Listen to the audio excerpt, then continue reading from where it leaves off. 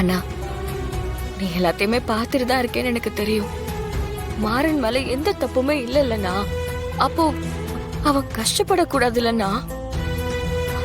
அவன் செய்யாத தப்புக்கு தண்டனை கிடைக்க கூடாதுல்லண்ணா. எனக்கு இந்த கோர்ட்டு, லாயரு, ஆர்கியூ பண்றதுன்னு எனக்கு எதுவுமே தெரியாதுண்ணா. ஏதோ ஒரு நம்பிக்கையில என் புருஷனை காப்பாத்தணுங்கிற நம்பிக்கையில இறங்கிட்டேன்.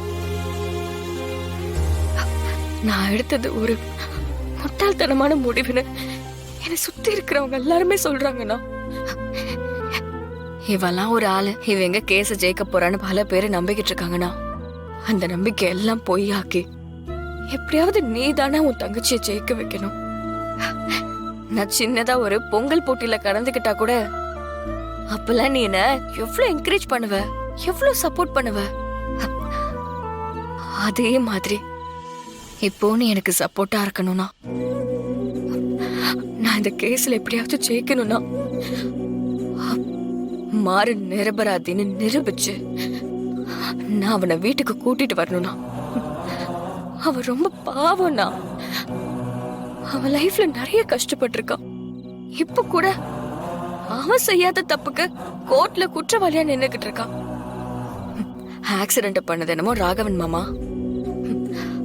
அவரை காப்பாத்தணுங்கிறதுக்காக இவன் பழி ஏத்துக்கிட்டு நிக்கிறான்.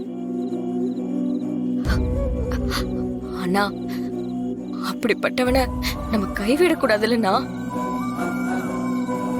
உன்னை நம்பிதானே நான் இதுல இறங்கியிருக்கேன். என்னை கைவிட்டுறாதனா.